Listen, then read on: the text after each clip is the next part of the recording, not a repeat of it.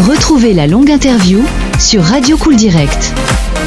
Bonsoir à tous, bienvenue dans cette longue interview sur Radio Cool Direct. On vous emmène du côté de la ferme Lafitte pour parler de la 4e édition de la Garbure théâtrale. C'est un repas-spectacle avec Jean-Pierre Dupin où humour, gastronomie et vice et versa.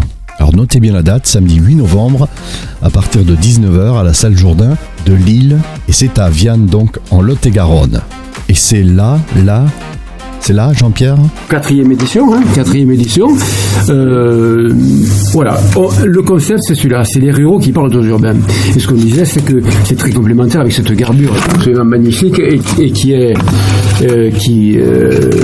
vraiment le lien de tout ce qu'on fait dans la soirée. C'est-à-dire que tout le monde est autour de ce plat traditionnel, partagé dans des belles soupières où les gens, voilà, se font passer les plats. Et on essaie de retrouver un petit peu l'esprit de la campagne, des corvées, tout ça, quoi. Et les gens adorent ça. Et moi, ça me permet, avec mon spectacle Les Ruraux qui parlent aux urbains, de parler de plein de choses et de faire évoluer, en effet, cette thématique. Elle est très large, la thématique. Les ruraux parlent aux urbains. Les urbains, qui c'est ? Aujourd'hui, les urbains, ce sont nos enfants et nos petits-enfants qui sont partis à la ville quand on leur a dit de partir pour aller gagner leur croûte. Ils reviennent et on vit ensemble. Voilà. Et donc, la vie évolue aussi, la société évolue. Et ce personnage qui, il y a 3 ans de ça, ou il y a 2 ans encore, résistait avec sa vieille radio, eh bien, il résiste de moins en moins. Il se dit, bon, et si on profitait des évolutions ? Et aujourd'hui, on en est là. C'est-à-dire qu'il fait un constat, voilà, de ce monde rural. Et il se dit, ben, dans ce monde rural, je vais parler, par exemple, de la désertification médicale. Il n'y a plus de médecins. Bon, alors, on fait quoi ? Il n'y a plus de médecins, d'accord, mais pour avoir un rendez-vous chez un neurologue, parce que mes enfants disent que je perds la mémoire, mais 8 mois d'attente, vous croyez que quand on n'a plus de mémoire, on va s'en souvenir 8 mois après du rendez-vous ? Non, mais par contre, chez Orange, on a un rendez-vous immédiatement. Et grâce à Orange, j'ai une mémoire active de 250 go, je ne sais pas quoi, méga. Donc voilà, un peu le principe de Chirac, il est là. C'est-à-dire que ce personnage se dit, bon, mais on va faire avec notre temps. Et donc ça donne lieu à un échange sur plein de thématiques qui sont celles du quotidien. Hein. C'est-à-dire, oui, il n'y a plus de médecins, on fait comment ? Eh bien, grâce au tuto, on va arriver aujourd'hui à soigner des gens. C'est-à-dire que je vais vous apprendre comment faire un double pontage de la horte grâce à un tuto, parce que ma belle-mère est tombée dans les pommes dimanche au repas de famille, mais grâce au tuto. Alors le chirurgien n'avait pas le temps de faire du tout, mais comme c'est de la plomberie, changer la horte, mais c'est un plombier polonais, bien sûr, qui fait le tuto. Voilà. Donc grâce à cet humour, on arrive à partager plein de choses.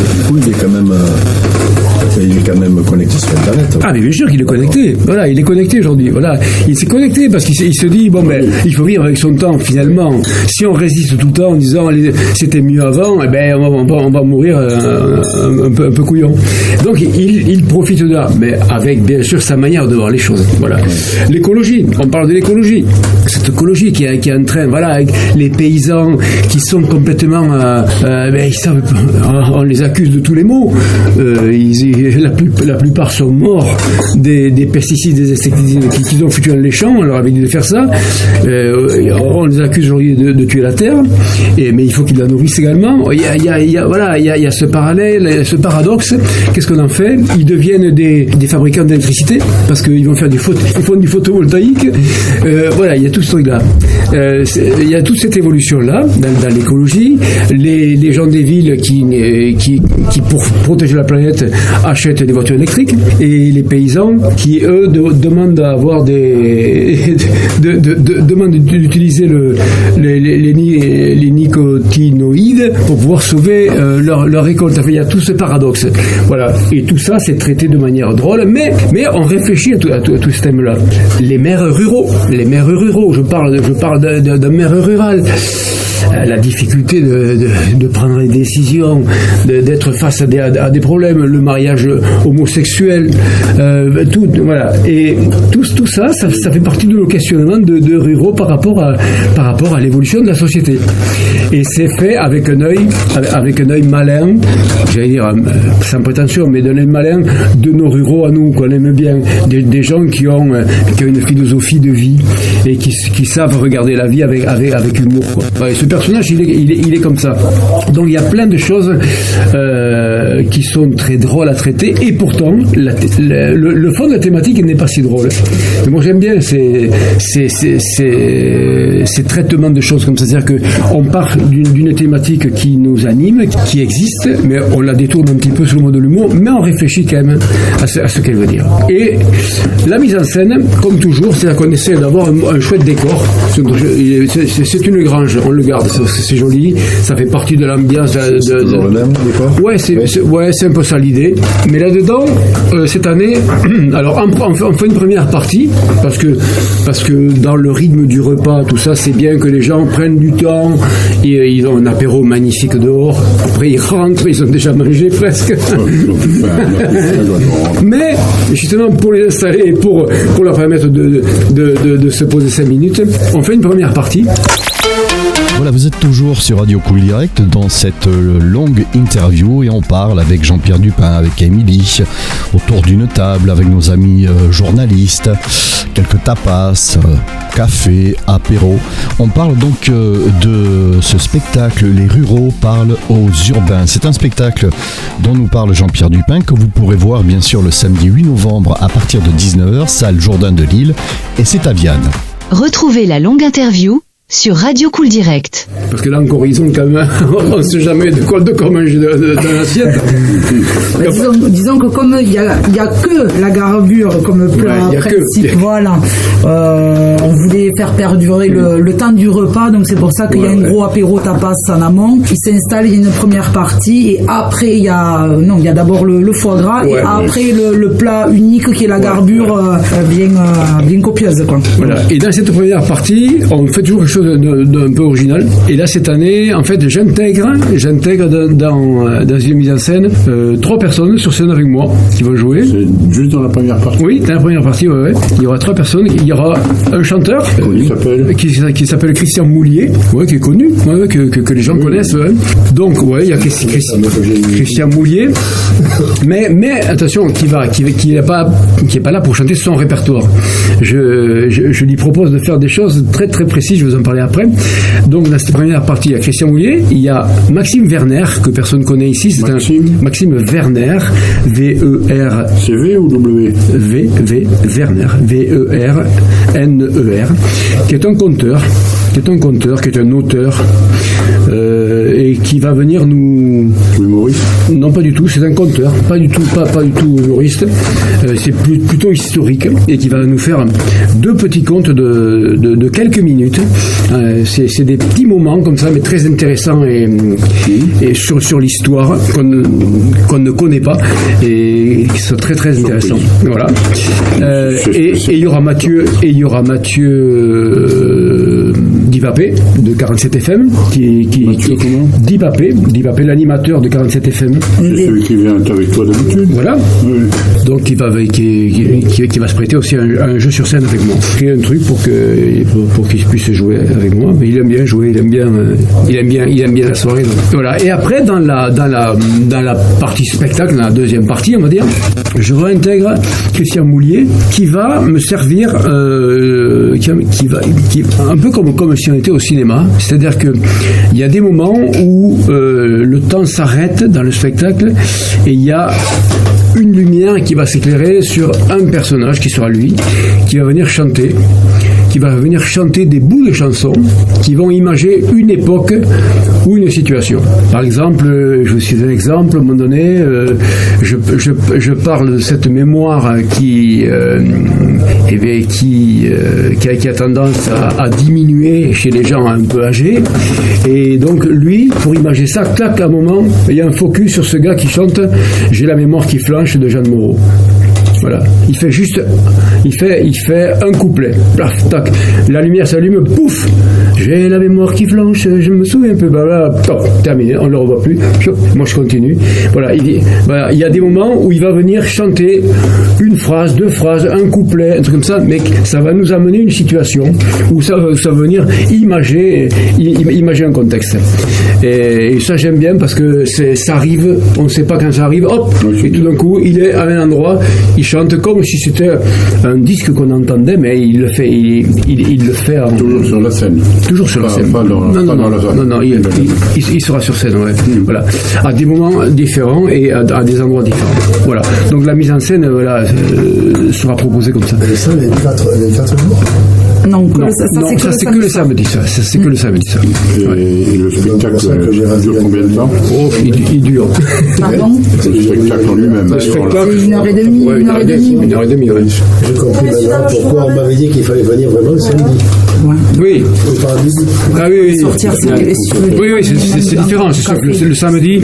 Alors, on a un autre rythme aussi le samedi, c'est-à-dire qu'on a plus de temps aussi le samedi que les jours en semaine. Oui. Les jours en semaine, on est plus timé.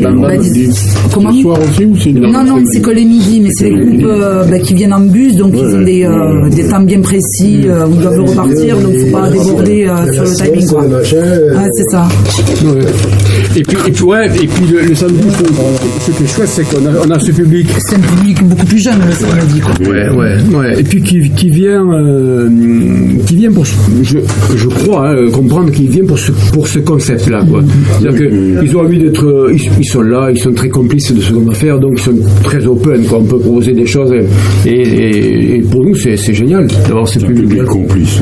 Ouais, très complice, très complice, très à l'écoute, malgré le contexte. C'est-à-dire qu'on pourrait dire, oh, mais ça va être le bordel parce que il y a des grandes tables. Oui, les gens ne se connaissent pas et puis au final ils partagent la même table, le même plat et c'est ça qui est sympa.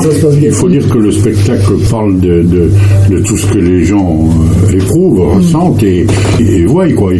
Dans la vie. Et c'est fait d'une manière amusante. Et puis le fait que les gens soient déjà rassemblés autour d'un apéritif très copieux. Les gens, ils sont de super bonne humeur. Il y a une chouette ambiance. On s'est posé la question au début. On se disait, je me souviens, Jean-Pierre, la première fois, on nous dit, est-ce qu'on met de la musique? Non, ça sert à rien. Parce que les gens, ils échangent, ils se connaissent pas. Au final, ils discutent, ils passent ensemble. La musique, on s'entend plus. Ils repartent ensemble après ou pas? C'est possible. Pourquoi pas? Tout est open. Voilà. Donc du coup, le spectacle, chaque année, tu le réécris ou tu l'adaptes? Je le fais évoluer parce que ce spectacle, de toute façon, il vit toute l'année déjà, ailleurs. Je le joue partout. Donc, comme ma spécialité, quand même, c'est d'écrire des spectacles, j'en écris à peu près 10 par an. Donc, sur des thèmes très, très différents. Donc, moi, ce que j'aime bien, c'est la variété aussi des spectacles parce que j'aime un petit peu me surprendre aussi et j'aime pas refaire trop 2 fois la même chose. Parce que d'une année à l'autre, il y a certainement des personnes qui viennent chaque année. Ah oui. Il y a déjà 90 personnes qui ont réservé déjà. Pour le samedi d'inscrits, c'est des personnes qui sont venues l'année dernière, il y a 2 ans, il y a 3 ans. Et vous avez jamais pensé à aller dans un site plus grand pour faire plus de monde? Disons que nous après on veut pas, c'est pas voilà, c'est très bien petit comité, nous on est à côté, puis nous on aime bien se retrouver dans le village de Vianne, on est c'est un partenariat qu'on a aussi avec la commune de Vianne où on fait des repas spectacles toute l'année là-bas et même si demain j'ai la demande pour faire une salle à plus de 500 000 personnes, je le ferai pas, c'est pas mon but, il faut rester dans la convivialité de la chose, partager, discuter avec tout le monde. Puis voilà, il faut rester sur ce thème de partage, de convivialité et puis je trouve que les spectateurs sont près de la scène. C'est ça. C'est ça, c'est très chouette. La salle est très chouette. Elle est très bien, elle est très confortable, une chouette dimension. Techniquement, mon équipe, il l'équipe super bien. Les cuisines, tout. C'est non, elle est bien pour ça.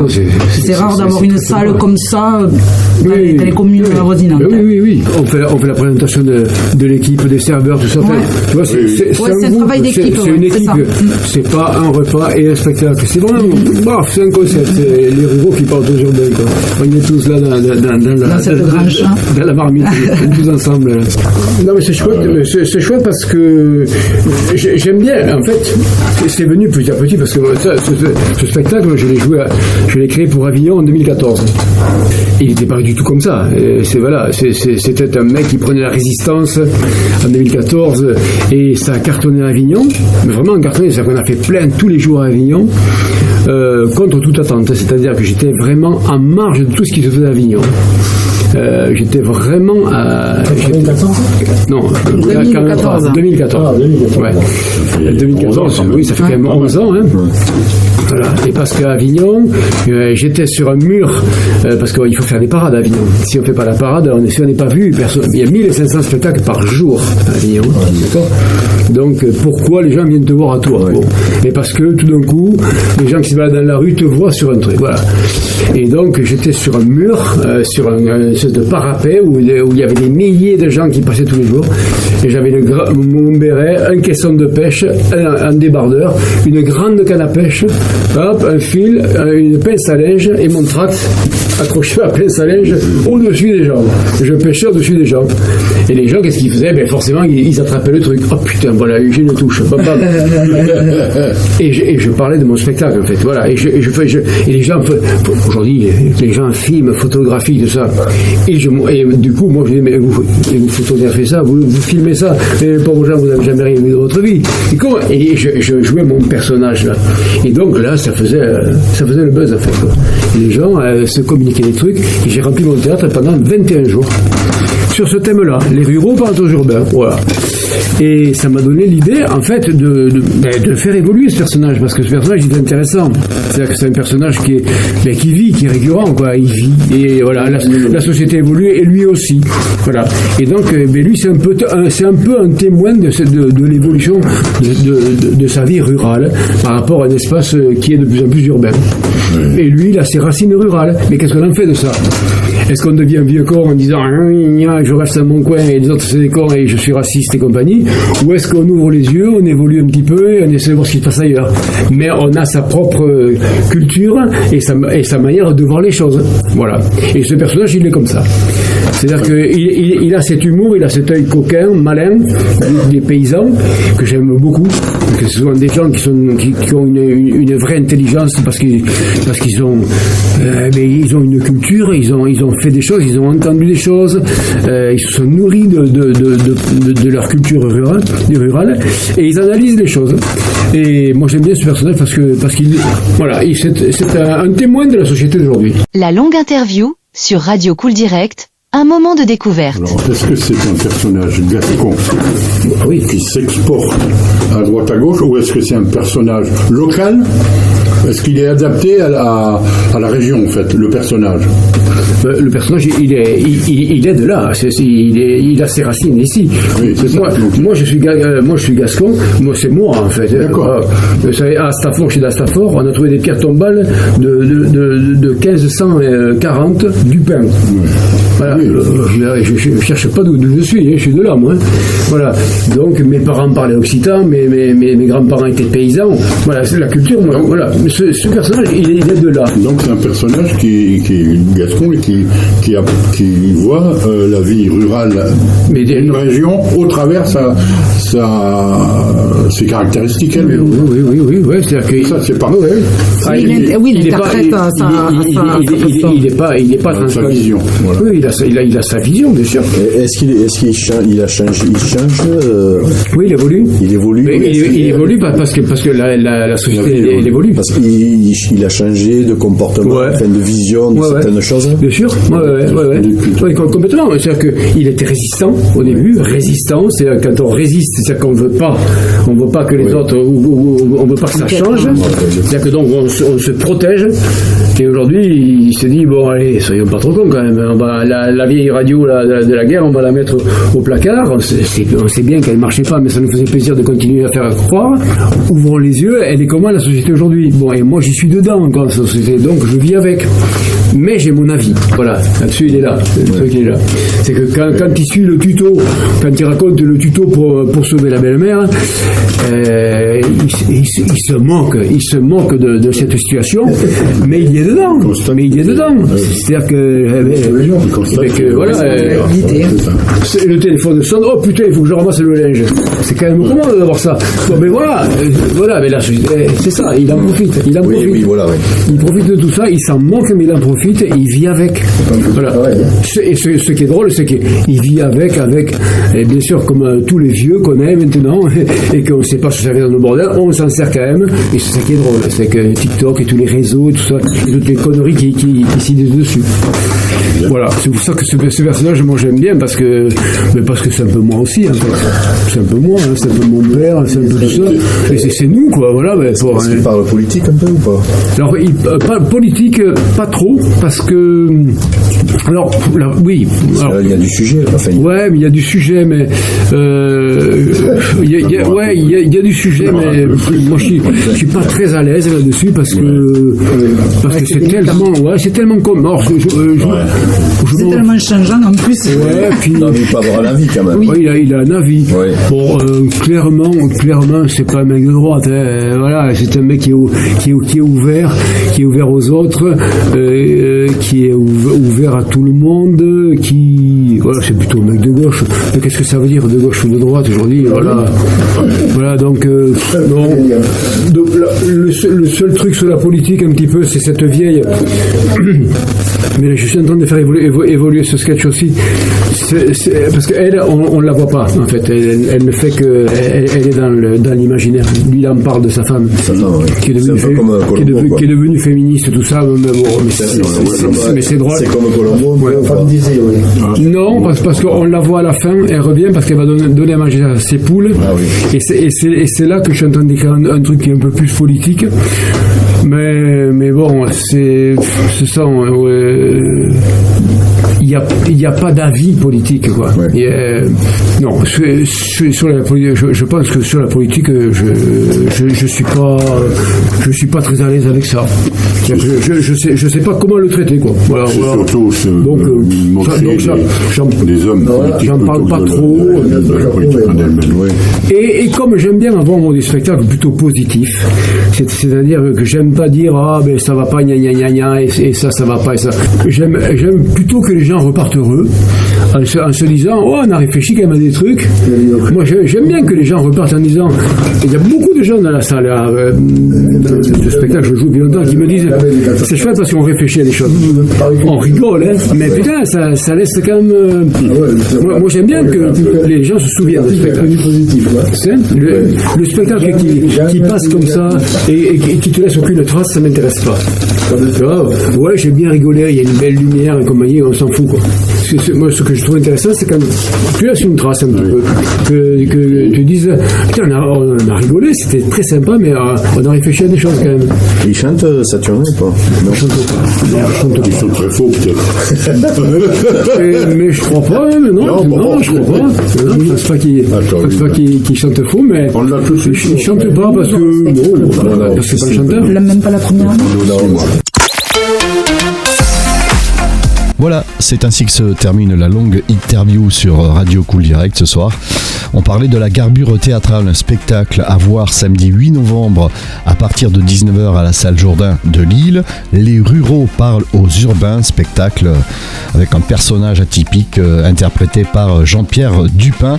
Alors si vous souhaitez participer à cette soirée, faites vite parce qu'il reste très peu de place. Vous pouvez vous renseigner au 05 53 97 20 04 ou le 05 53 65 27 75 ou contactez albretourisme.com sur le site et on vous souhaite bien sûr une très bonne soirée si vous avez la chance d'être du côté de Vianne. Retrouvez la longue interview sur Radio Cool Direct. La longue interview sur Radio Cool Direct.